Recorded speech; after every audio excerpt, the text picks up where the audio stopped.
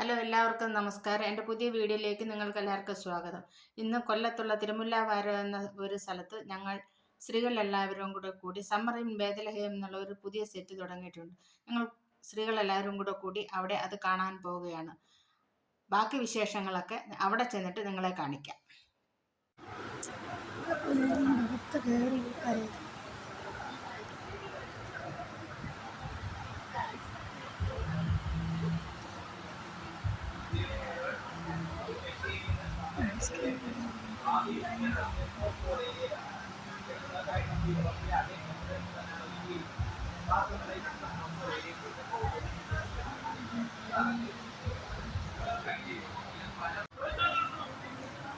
ബദലഹേമിലെ കാഴ്ചകൾ കണ്ടു.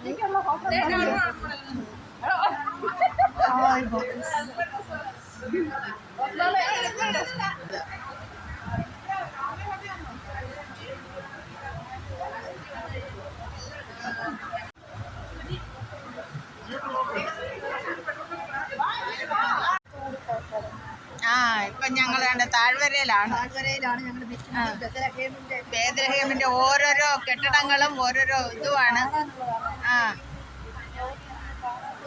ഞങ്ങൾ ഇതുവരെയും കണ്ടിട്ടില്ലാത്ത ഒരു കാഴ്ച.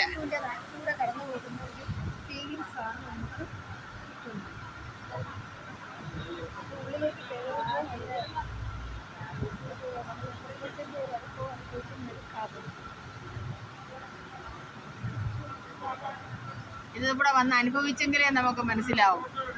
ഒരു വട്ടമെങ്കിലും ഇവിടെ വന്ന് കാണണം. ഇതിന് ഇനി ജനുവരി പകുതിയാകുമ്പോഴത്തേക്ക് ഇത് സ്റ്റോപ്പ് ആവും. അതിന് മുമ്പ് കാണേണ്ടവരെല്ലാം വന്ന് കാണുക.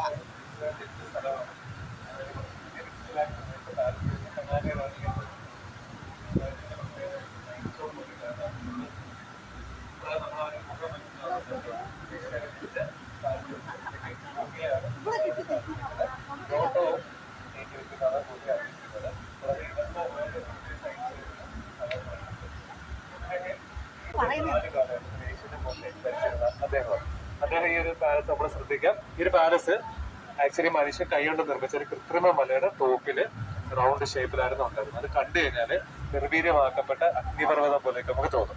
ഇത് ഇത്ര ഉയരത്തി നിർമ്മിക്കാൻ കാര്യം ഇതൊരു ഡിഫൻസീവ് സ്ട്രക്ചറാണ്. പ്രതിരോധത്തിനൊക്കെ വേണ്ടി ആണ് അങ്ങനെ ചെയ്തേക്കുന്നത്. കൂടാതെ ഒരുപാട് ഇടനാടികളും ചെറിയ തൂണുകളും ഒക്കെ ഉണ്ട്. എന്നാല് ഈ കൊട്ടാരത്തിന്റെ എല്ലാ റൂമിലേക്ക് 24 മണിക്കൂറൊക്കെ ചൂടുവെള്ളം കിട്ടാനുള്ള സംവിധാനങ്ങൾ 2000 വർഷം മുന്നേ അദ്ദേഹം ചെയ്തിരുന്നു.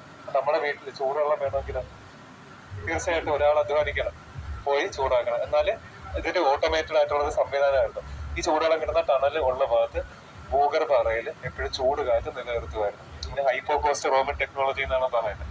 ആ ചൂട് കാറ്റ് നിലനിൽക്കുമ്പോൾ അവിടെ കിട്ടുന്ന വെള്ളം അതുപോലെ ഉപയോഗിക്കാൻ പാകത്തിനുള്ള ചൂടേ കാണത്തുള്ളൂ. കൂടാതെ ഇന്നും ആ മനുഷ്യൻ ഹെറോൾഡ് ദ ഗ്രേറ്റ് ഒരു മാതൃകയാണ് നമുക്ക്. കാര്യം 2000 വർഷം മുന്നേ മരുഭൂമിയിലേക്ക് പോലും ശുദ്ധജലമൊക്കെ എത്തിക്കുന്ന ഒരു സംവിധാനത്തൊക്കെ ചെയ്തിരുന്നു. കാരണം നമ്മൾ ഇന്ന് കേരളീയരായിട്ട് പോലും നമുക്ക് വേന സമയത്തൊക്കെ സമീപമാണ് ഈ പാലസ് ഉണ്ടായിരുന്നത്. ഇപ്പൊ ഒരു സ്ട്രക്ചർ എക്സിസ്റ്റ് ചെയ്യുന്നില്ല. നമ്മൾ ഈ കേരളീയരായിട്ട് പോലും വേന സമയത്ത് ഒരുപാട് കുടിവെള്ളത്തിന്റെ പ്രശ്നമൊക്കെ അനുഭവിക്കുന്നില്ലേ. എന്നാല് അതുപോലും ഇല്ലാതെ 2000 വർഷം മുന്നേ എല്ലാ ഭാഗത്തേക്കും ശുദ്ധജലം എത്തിക്കുന്ന ഒരു വ്യക്തിയായിരുന്നു അദ്ദേഹം. വിലാപം മതി, അത് നമുക്കിനി കാണാം. പോകുന്ന വഴിക്ക് ഒരു കോട്ടയൊക്കെ സമീപമാണ്, കോട്ടയുടെ സമീപമായിട്ടുണ്ടായിരുന്നു. അത് ഹെറോഡ് തിയേറ്ററാണ്. അവിടേക്ക് ഹെറോഡ് തിയേറ്റർ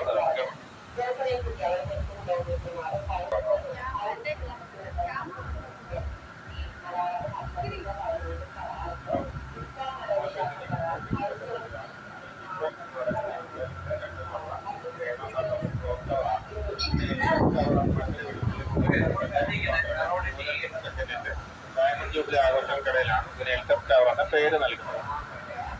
ഇത് നിലനിൽക്കുന്നത് പാലസ് ഓഫ് വെസ്റ്റ്മിൻസ്റ്റർ എന്ന ബ്രിട്ടീഷ് പാർലമെന്റിന്റെ ഭാഗമായിട്ടാണ്. 1834 ഈ പാർലമെന്റ് ഫുള്ളായിട്ട് തീ പിടിച്ച് നശിച്ചതിന് ശേഷം പുതുതായി നിർമ്മിച്ച കെട്ടിടത്തിന്റെ ഭാഗമായിട്ടാണ് ഈ ബിഗ് ബെൻ നിലനിൽക്കുന്നത്.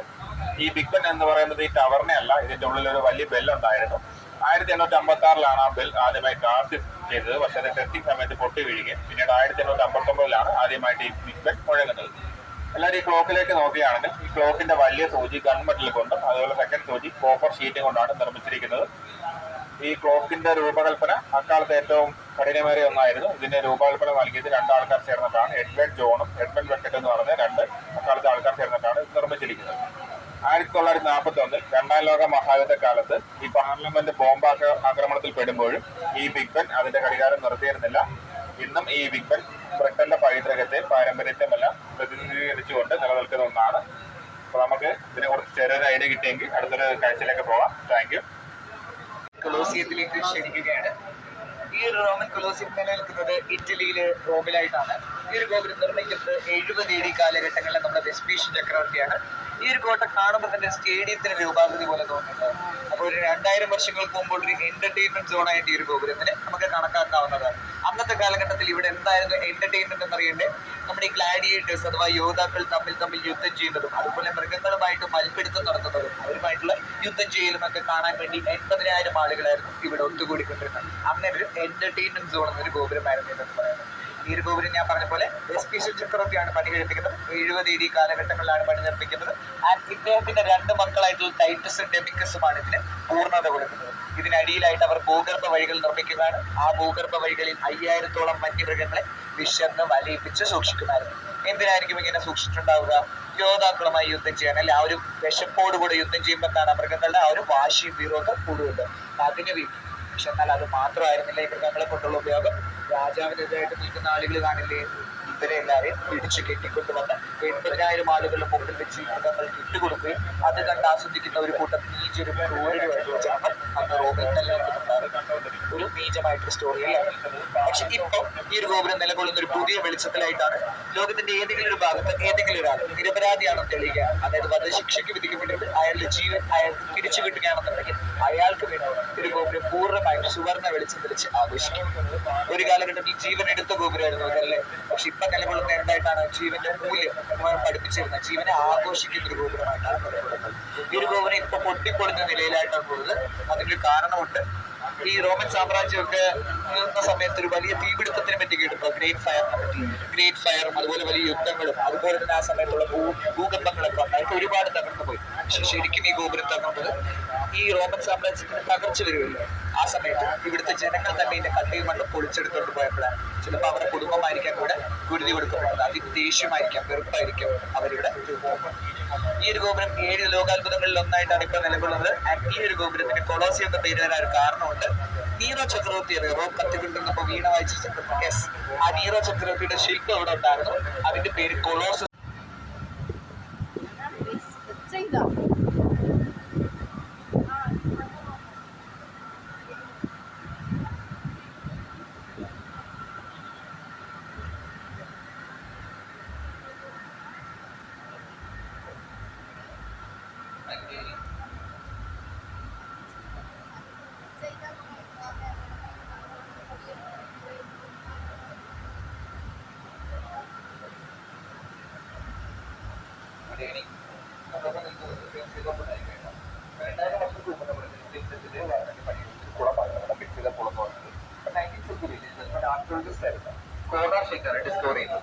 നമുക്ക് കാണാൻ കഴിയും ഇത് 2 കുളങ്ങളുണ്ട്. ഒന്ന് നോർത്ത് പോളും ഒന്ന് സൗത്ത് പോളും.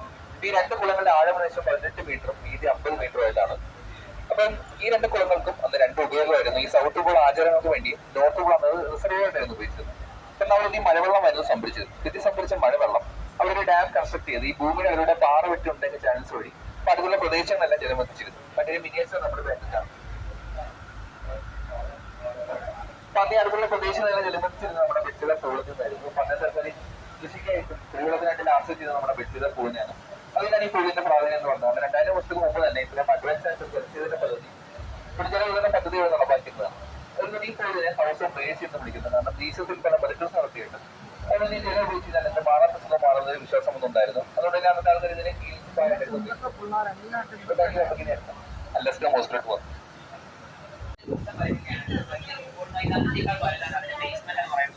വലിയൊരു സ്ട്രക്ചറാണ്. അത് കൂടാതെ നമുക്ക് എല്ലാവർക്കും നോക്കിയാൽ കാണാം. അതിനകത്ത്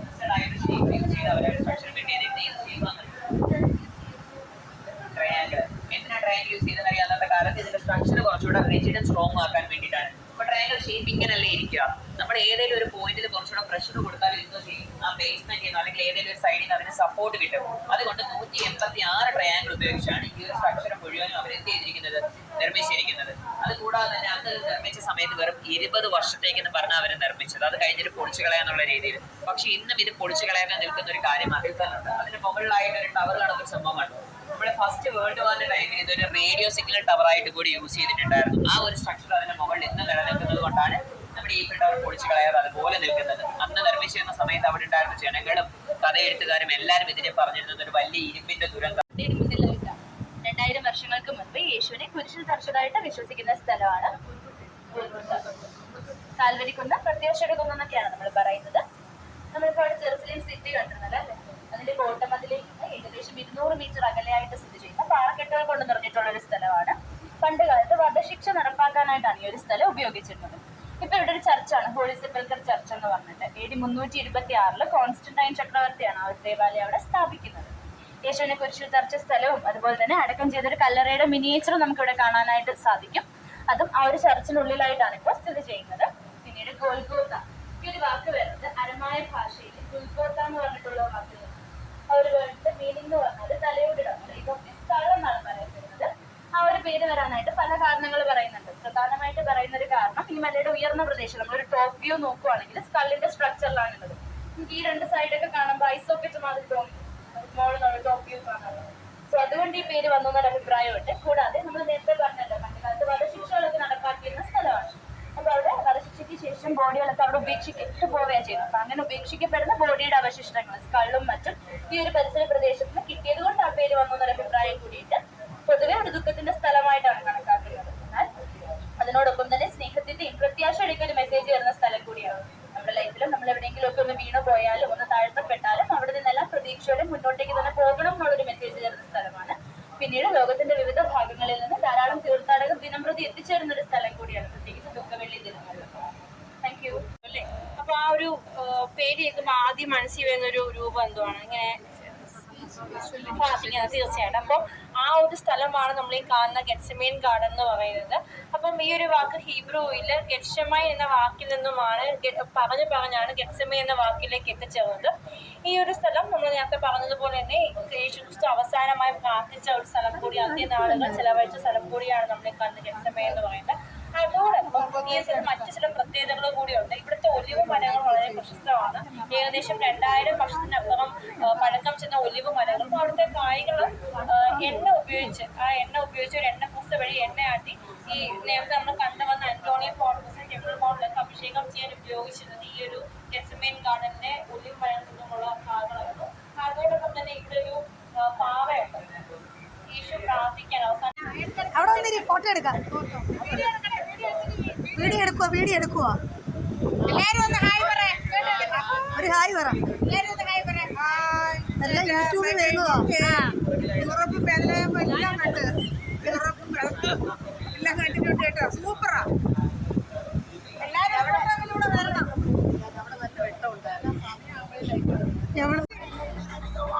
ഇങ്ങോട്ട് നോക്ക്.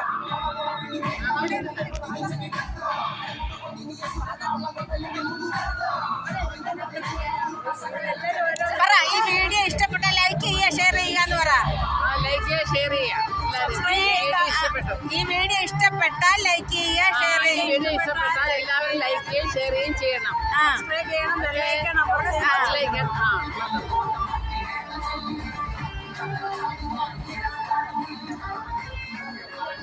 ഒരു 10 കരകളുള്ള ആൾക്കാരുണ്ട്.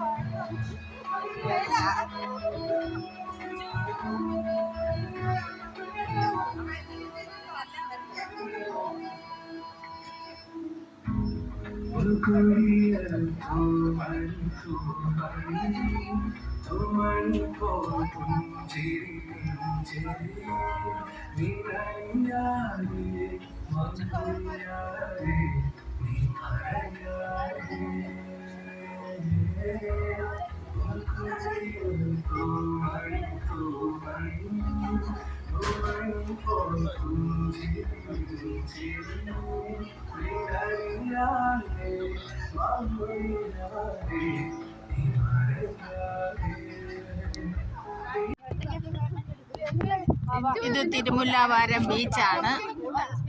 ഞങ്ങൾ സമ്മറിൻ ബേരതിലെയും കണ്ടിട്ട് ബീച്ചിലോട്ടൊക്കെ വന്നേക്കുവാണ്. ഇപ്പം ബീച്ച് അടിച്ചു പൊളിക്കും. കൊറേ ആൾക്കാരുണ്ട് കേട്ടോ. പിന്നെ ഒരുപാട് പേര്. ഞങ്ങൾ 10 പേരാ വന്നേക്കുന്നത്. കൊറേ ആൾക്കാരുണ്ട് പറഞ്ഞേ.